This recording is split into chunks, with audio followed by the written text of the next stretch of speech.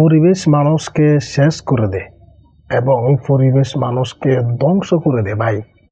যেমন আপনি যদি কোথাও থাকেন, একটা বাড়িতে থাকেন অথবা বাসা ভাড়া থাকেন অথবা আপনি একটা সমাজে থাকেন, সেখানে সবাই হিন্দু খ্রিস্টান অথবা তারা সেখানে সবাই বেঈমান মুনাফিক এবং খারাপ লোক, কিন্তু আপনি সেখানে বসবাস করছেন এবং আপনি ভাববেন যে আমি তো মুসলিম এবং আমার দ্বারা গুনাহ হবে না, আমি এখানে থাকলে আমার কোনো সমস্যা নাই। কিন্তু না ভাই, সেখানে আপনি থাকলে অবশ্যই আপনি গুনাহগার হবেন, অবশ্যই আপনি ঈমান হারা হয়ে যাবেন, কোনো সন্দেহ নাই। এবং আপনার ঈমানকে ধরে রাখা অনেক কষ্ট হয়ে যাবে ভাই।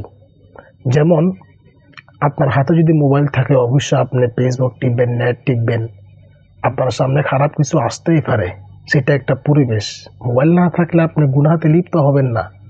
যেমন আপনার যদি সিনেমা হলে যান, সেখানে অবশ্য খারাপ কিছুই চলে।